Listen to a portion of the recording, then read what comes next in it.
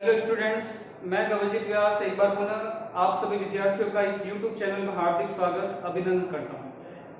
9th class के इस video में इस टॉपिक में आज हम 9th क्लास का जो पहला चैप्टर है हमारे आसपास के पदार्थ, इसका अंतिम टॉपिक लेंगे जो कि है वाष्पीकरण। इस टॉपिक में हम वाष्पीकरण, इसको प्रभावित करने वाले कारक और तीसरा इससे रिलेटेड जो भी प्रश्न है जो दैनिक जीवन में हम उन सभी प्रश्नों का उत्तर जानने का काफी प्रयास भी करते हैं और अक्सर ये चीजें हम गर्मियों में देखते हैं। वाष्पीकरण की प्रक्रिया सबसे ज्यादा गर्मी में होती है। तो आज के इस टॉपिक का सबसे इंपॉर्टेंट या अपन कह सकते हैं इस वीडियो का सबसे इंपॉर्टेंट जो टॉपिक है वो है अपना वाष्पीकरण। तो ध्यान से समझना है और इस वीडियो को पूरे तक आपको देखना है। तो बात करते हैं वाष्पीकरण। तो पहले मैं आपको बताना चाहता हूं कि आपने कई बार देखा होगा कि जब हम किसी खुले बर्तन में जल को रखते हैं तो वो जल जो है वो क्या हो जाता है, वाष्पित हो जाता है। सर्दी की अपेक्षा वो जल गर्मी में अधिक तेजी से वाष्पित होता है। उसी प्रकार हम जब कपड़ों को छत पर सुखाने के लिए जाते हैं तो वो गीले होते हैं और गीले होने के बाद जब उन कपड़ों को सुखाते हैं और शाम तक जब हम उन कपड़ों को लेके आते हैं वो कपड़े क्या हो जाते हैं, सूख जाते हैं। तो इन दोनों प्रक्रियाओं में जल का हुआ क्या, यानी जो जल कपड़ों में था और जो जल उस खुले बर्तन में था वो जल गया कहाँ आखिर, तो वो जल जो है वो क्या हो गया, वाष्पित हो गया। अब हम जानते हैं कि मैंने आपको बताया था प्रकृति में जितने भी ठोस द्रव गैस है वो सभी पदार्थ है और पदार्थ का एक गुण मैंने आपको बताया था, पदार्थ के कण निरंतर गतिशील होते हैं। इसी प्रकार हम इस वाष्पीकरण में ये बिंदु लेंगे। अब पदार्थ के कण निरंतर गतिशील है, जो खुले बर्तन में जल उपस्थित है उस जल के कण निरंतर गतिशील है और गतिशील कणों के अंदर कौन सी ऊर्जा होती है, गतिज ऊर्जा होती है। अब अपन बात करते हैं खुले बर्तन में जो द्रव उपस्थित है, जिस द्रव के कणों का जो सतह से संपर्क जो है वो सतह के साथ है, यानी खुले बर्तन में आपने जो जल रखा उस जल के कणों का जो संपर्क है वो सतह के साथ है। उन कणों की गति ऊर्जा अन्य कणों की अपेक्षा बहुत अधिक होती रहती है। यानी यूं कहे कि यदि आपको किसी भगोले के अंदर आपने जल रखा, उस भगोले में जल को आप किसी फर्श पर गिरा दो तो फर्श पर गिराने की स्थिति में जो फर्श पर जल उपस्थित है उन जल के कणों की गति ऊर्जा भगोले में उपस्थित जल के कणों की गति ऊर्जा से अधिक होगी। यानी यूं कहे कि सतह के संपर्क में जो द्रव के कण होते हैं उन कणों की गति ऊर्जा बहुत अधिक होती है और वो कण जो है वो अपने आसपास के कणों के आकर्षण बल को तोड़ लेते हैं और तोड़कर क्या हो जाता है, वाष्पित हो जाता है। और एक बात आपको यह भी ध्यान रखना होगा, वाष्पीकरण में जो द्रव वाष्पित हुआ है वो क्वथनांक के कम तापमान पर, हमने पढ़ा था क्वथनांक वो तापमान है जिस पर कोई पदार्थ द्रव से गैस में बदलता है, लेकिन वाष्पीकरण में द्रव का जो क्वथनांक है उससे कम तापमान पर ही वो क्या हो जाएगा, वाष्पित हो जाएगा। उसका कारण हम समझते हैं। तो इन दोनों प्रक्रियाओं में वाष्पीकरण की प्रक्रिया हुई है, चाहे खुले बर्तन में जल उपस्थित हो चाहे गीले कपड़े हो। तो वाष्पीकरण की परिभाषा मैंने लिख रखी है, क्वथनांक से कम तापमान पर किसी भी द्रव का वाष्प में बदलना क्या कहलाता है, वाष्पीकरण कहलाता है। तो क्वथनांक से कम तापमान पर किसी भी द्रव का वाष्प में बदलना, हम जानते हैं द्रव का वाष्प में बदलना वाष्पन कहलाता है और यही प्रक्रिया क्वथनांक से कम तापमान पर हो जाए तो वो प्रक्रिया वाष्पीकरण कहलाती है। तो वाष्पीकरण की परिभाषा क्वथनांक से कम तापमान पर द्रव का वाष्प में बदलना।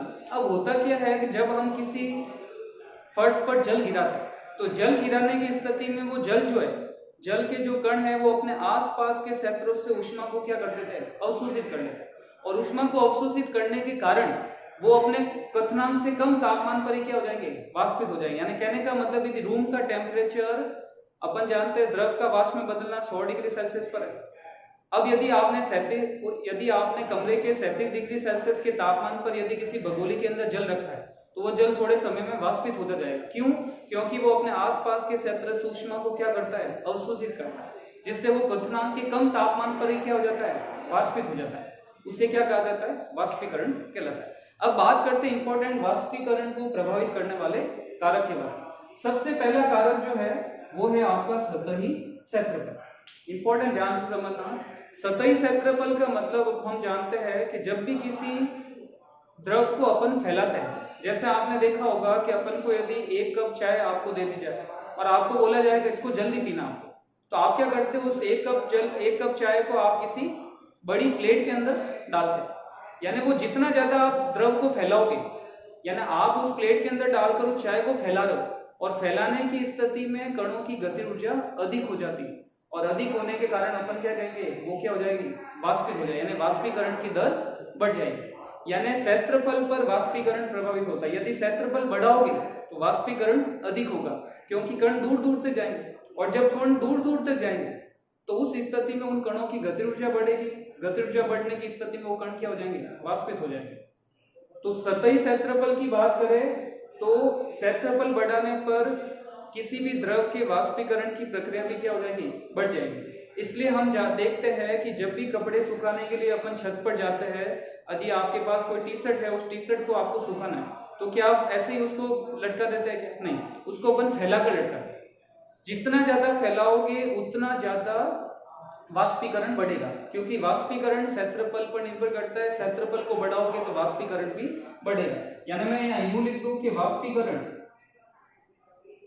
समानुपाती क्षेत्रफल, यानी वाष्पीकरण जो है वो क्षेत्रफल के समानुपाती होता है। जितने पदार्थ को जितना ज्यादा फैलाओगे, द्रव को जितना ज्यादा फैलाओगे, वाष्पीकरण भी उतना ही ज्यादा होगा। यानी अपन यूं कहे कि आपके पास एक भगोनी के अंदर जल है, और वही जल, यानी एक गिलास जल आपने भगोनी के अंदर डाला, एक गिलास जल आपने किसी सतह पर गिरा दिया, तो सबसे पहले वाष्पित कौन होगा, सतह पर, क्योंकि उसका क्षेत्रफल बढ़ गया। क्षेत्रफल बढ़ने के कारण वाष्पीकरण की दर भी क्या हो जाती है, बढ़ जाती है। तो क्वेश्चन पूछे जाए, गीले कपड़ों को सुखाने के लिए हम उनको फैलाते क्यों है? क्योंकि फैलाकर अपन क्षेत्रफल को बढ़ा रहे हैं। क्षेत्रफल बढ़ाने से कणों की गति ऊर्जा बढ़ जाती है, जिससे वाष्पीकरण की दर भी बढ़ जाती है। दूसरा अपन पॉइंट लेते हैं तापमान। आपने देखा होगा सर्दी में कपड़े लेट सूखते हैं, जबकि गर्मी में कपड़े जल्दी सूखते हैं। इसका कारण क्या है? क्योंकि गर्मी में जब हम कपड़ों को सुखाते हैं तो आसपास का क्षेत्र अधिक तापमान है, अधिक उष्मा उपस्थित है, और वो गीले कपड़ों में जो जल उपस्थित है वो आसपास के क्षेत्र में उपस्थित उष्मा को अवशोषित करके क्या हो जाएंगे, वाष्पित हो जाएंगे, और वाष्पित होने के कारण वाष्पीकरण की दर क्या हो जाएगी, बढ़ जाएगी। यानी मैं यूं कहूं कि तापमान भी वाष्पीकरण की क्या होता है, समानुपाती।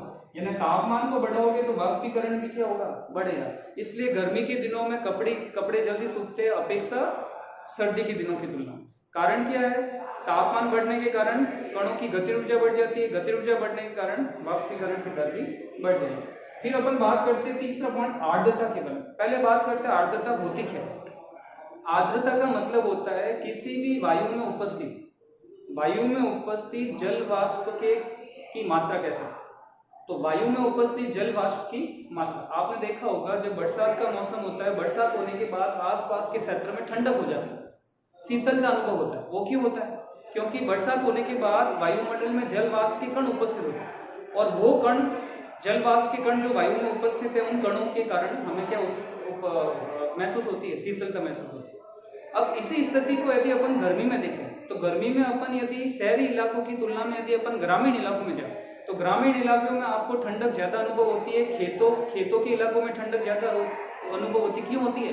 क्योंकि खेतों के अंदर, ग्रामीण इलाकों में पेड़ पौधों की संख्या अधिक होती है, खेतों की संख्या अधिक होती है, और पेड़ पौधे सूर्य के प्रकाश की उपस्थिति में पत्तियों से जल का वाष्पोत्सर्जन करते हैं, और जल का वाष्पोत्सर्जन जब करेंगे तो वायुमंडल में जल वाष्प की मात्रा उपस्थित होगी, मात्रा इकट्ठा हो जाएगी, जिसके कारण आसपास का क्षेत्र क्या हो जाएगा, ठंडक हो जाएगा, शीतलता युक्त हो जाएगा। इसलिए हम जानते हैं कि अपन यदि गर्मी की बात करें तो गर्मी के अंदर जो ग्रामीण क्षेत्रों में ग्रामीण क्षेत्र का जो इलाका है वो शहरी क्षेत्रों की तुलना में अधिक ठंडा होता है। क्यों? क्योंकि वहां जल वाष्प की मात्रा अत्यधिक होती है, पेड़ पौधों से जल वाष्पोत्सर्जन होने के कारण। अब आर्द्रता का मतलब हो गया जल में उपस्थित, वायु में उपस्थित जल वाष्प की मात्रा। अब यदि अपन बात करें कि सर्दी के मौसम की बात करें तो सर्दी के मौसम में वायु में जल वाष्प की मात्रा अत्यधिक होती है। अब जब वायु में ऑलरेडी जल वाष्प की मात्रा है तो सूर्य का प्रकाश जब कपड़ों के ऊपर पड़ेगा तो पहले सूर्य का प्रकाश उन वायु में उपस्थित जल वाष्प की कणों को ऊर्जा देगा, तो पहले वो वायु में उपस्थित जल वाष्पित होंगे, फिर कपड़े में उपस्थित जल वाष्पित होगा। तो इस स्थिति में यदि अपन बात करें तो सर्दियों में या सर्दी के मौसम में कपड़े लेट सूखते, उसका कारण क्या है? क्योंकि सर्दी के मौसम में वायु में आर्द्रता की मात्रा अधिक होती है। आर्द्रता की मात्रा अधिक होगी तो वाष्पीकरण क्या हो जाएगा, कम हो जाएगा, क्योंकि आर्द्रता है जल वाष्प की मात्रा ऑलरेडी वायु में जल वाष्प उपस्थित है, तो पहले सूर्य का प्रकाश उस जल वाष्प को वाष्पित करेगा, फिर गीले कपड़े में उपस्थित जल को वाष्पित करेगा।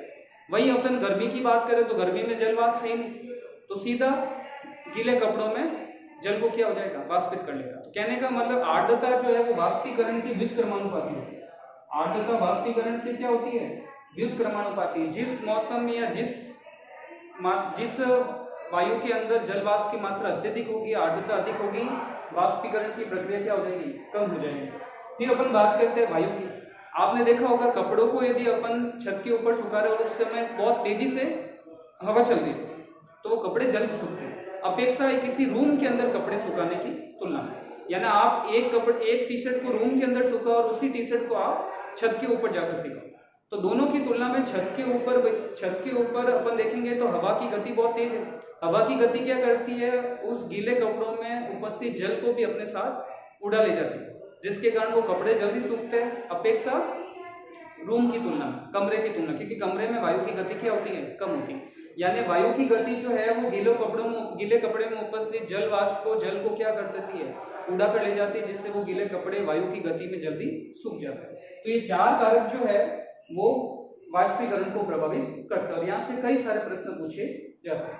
पहला, सतही क्षेत्रफल बढ़ाने पर वाष्पीकरण की दर बढ़ जाती है, इसलिए अपन गीले कपड़ों को फैलाकर सुखाते हैं। दूसरा, तापमान बढ़ाने पर वाष्पीकरण की दर बढ़ जाती है। इसका एग्जाम्पल यदि अपन बात करें, तापमान बढ़ाने पर वाष्पीकरण की दर बढ़ जाती है, तो तापमान बढ़ाने की स्थिति में गर्मी और सर्दी का मौसम, गर्मी के दिनों में कपड़े जल्दी सूखते हैं जबकि सर्दी के दिनों में कपड़े लेट सूखते हैं तापमान के कारण। आर्द्रता की बात की जाए तो आर्द्रता ज्यादा होगी तो वाष्पीकरण कम होगा, क्योंकि आर्द्रता जल वाष्प की मात्रा, ऑलरेडी जल वाष्प वायु में उपस्थित है, तो आर्द्रता अधिक है तो वाष्पीकरण क्या हो जाएगा, कम हो जाएगा। और वायु की यदि अपन बात करें तो वायु की गति अधिक होगी तो वाष्पीकरण की दर भी क्या होगी, अधिक। ये चार कारक वाष्पीकरण को प्रभावित करने वाले कारक। अब इस वाष्पीकरण और वाष्पीकरण को प्रभावित करने वाले कारक से रिलेटेड कुछ प्रश्न पूछे जाते हैं, उन प्रश्नों के बारे में अपन बात करते हैं। पहला प्रश्न क्या है, एसीटोन पेट्रोल इत्र डालने पर हथेली ठंडी क्यों हो जाती है। पहला प्रश्न है एसीटोन। एसीटोन कहा जाता है, आपने देखा होगा अपने जो बहन है, माता यानी जो लड़कियां है, वो लड़कियां क्या करती है, नाखून के ऊपर जो नाखून पॉलिश है, उस नाखून पॉलिश को हटाने के लिए एसीटोन का उपयोग करती है।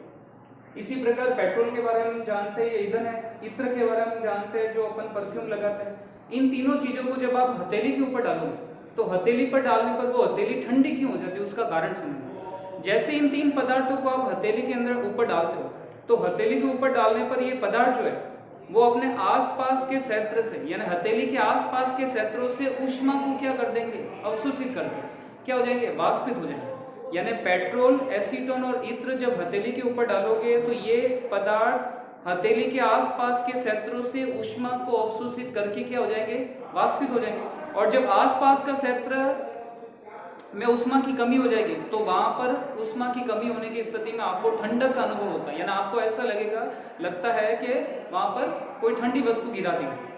तो एसीटोन, पेट्रोल और इत्र को हथेली पर रखने पर वो हथेली ठंडी क्यों हो जाती है, क्योंकि एसीटोन, पेट्रोल और इत्र जो है वो अपने हथेली के आसपास की क्षेत्र से ऊष्मा को अवशोषित करके वाष्पित हो जाते हैं, जिसके कारण हथेली क्या हो जाती है, ठंडी हो जाती है। जब भी कोई ये प्रश्न, ये क्रियाकलाप अपन जब घर पे करते हैं, प्रैक्टिकल करते हैं, तो इसका उत्तर आपको पता होना चाहिए और दूसरों को भी बताना चाहिए। अगला क्वेश्चन कौन सा है, गर्मी के दिनों में लोग अपनी छतों पर जल क्यों छिड़कते हैं। आपने देखा होगा अब गर्मी का मौसम है तो रात्रि के समय हम छत पर सोते हैं, तो छत पर सोने से पहले हम घरों की छतों पर जल छिड़कते हैं। तो जल क्यों छिड़कते उसका कारण समझना। तो जब हम घरों की छतों पर जब जल छिड़कते हैं तो जल जैसे ही आप छिड़कोगे तो वो जल छतों के आसपास के क्षेत्र से ऊष्मा को क्या करेगा, अवशोषित करके क्या हो जाएगा, वाष्पित हो जाएगा। अब जब आसपास के क्षेत्रों से ऊष्मा अवशोषित होगी तो आसपास का क्षेत्र क्या हो जाएगा, ठंडा हो जाएगा। और जब रात्रि के समय आप जब सोओगे तो आपको वहां पर गर्मी का अनुभव नहीं होगा, आपको ठंडक का अनुभव होगा, आपको शीतलता का अनुभव होगा। तो क्वेश्चन गर्मी में ये प्रश्न बहुत से अक्सर आपने देखा होगा और ये प्रश्न सुने भी होंगे। गर्मी के दिनों में लोग अपनी छतों पर जल क्यों छिड़कते हैं, क्योंकि जल जैसे आप छतों के ऊपर छिड़कोगे तो जल अपने आसपास के क्षेत्र की ऊष्मा को अवशोषित करके वाष्पित हो जाएगा और वाष्पित होने के कारण आसपास का क्षेत्र क्या हो जाएगा, ऊष्मा की कमी के दौरान ठंडा हो जाएगा, शीतलता हो जाएगी। अगला क्वेश्चन है, गर्मी में सूती कपड़े क्यों पहनते हैं? हम जानते हैं गर्मी के दिनों में शारीरिक कार्य अक्सर अपन गर्मी में भी करते हैं, सर्दी के अंदर करते हैं, लेकिन गर्मी के अंदर शारीरिक कार्य करने पर ज्यादा पसीना आता है। अब जब पसीना ज्यादा आपके शरीर पर आएगा तो वो पसीना का जो जल है वो शरीर के आसपास के क्षेत्रों से क्या करेगा, ऊष्मा को अवशोषित करेगा। यही प्रक्रिया चलने लगा था। तो जब जो पसीना आपके शरीर पर उपस्थित है वो आपके शरीर के आसपास के क्षेत्रों से ऊष्मा को अवशोषित करके क्या हो जाएगा, वाष्पित हो जाएगा। और जब शरीर के आसपास के क्षेत्रों में ऊष्मा की कमी हो जाएगी तो आसपास का क्षेत्र क्या हो जाएगा, ठंडा हो जाएगा। तो आपने देखा होगा गर्मी के दिनों में पसीना आता है लेकिन आपको ठंडक का अनुभव भी होता है। वो क्यों होता है? क्योंकि पसीना आसपास के क्षेत्रों से ऊष्मा को अवशोषित करके वाष्पित हो जाता है, और वाष्पित होने के कारण ऊष्मा की कमी के कारण आपका शरीर जो है वो क्या होता है, ठंडक हो जाता है, ठंडा हो जाता है। और पसीना आपने देखा होगा तापमान को नियंत्रित करता है, वो वाष्पीकरण के द्वारा।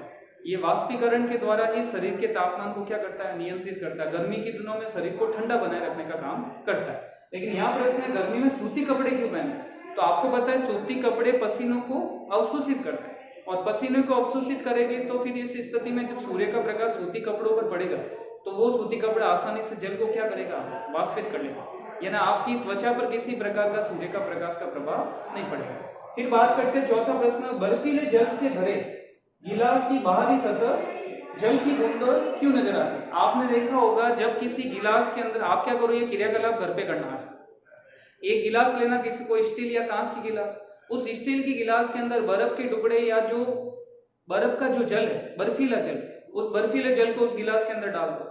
थोड़े समय बाद आप देखोगे उस गिलास के बाहरी सतह पर जल की बूंदें नजर आती। ये अक्सर आपने देखा होगा। वो बूंदें क्यों नजर आती, तो उसका कारण समझना। अक्सर आप किसी भैया को ये प्रश्न पूछोगे, किसी को भी प्रश्न पूछोगे, वो कहेगा ये जो जल अंदर उपस्थित है वो बाहर आ गया, लेकिन ऐसा नहीं होता। उसका कारण समझना, जब हम किसी बर्फीले जल से भरे गिलास को अपन देखते हैं तो उसके बाहर जल की बूंदें क्यों नजर आती है? क्योंकि हम जानते हैं कि वायुमंडल में जल वाष्प उपस्थित है। अब वायुमंडल में जो जल वाष्प उपस्थित है वो जल वाष्प जब उस बर्फीले गिलास की सतह के संपर्क में आएगा, जो कि कैसी है, ठंडी है, तो जब जल वाष्प को आप ठंडा करोगे, यानी जब आप गैस को क्या करोगे, ठंडा करोगे, जब गैस को आप क्या करो, ठंडा करो, तो गैस को ठंडा करने पर वो किस में बदल जाती है, द्रव में बदल जाती है। तो जल वाष्प जल की बूंदों में बदल जाएगी, जिससे आपको गिलास के आसपास जल की बूंदें नजर आती है।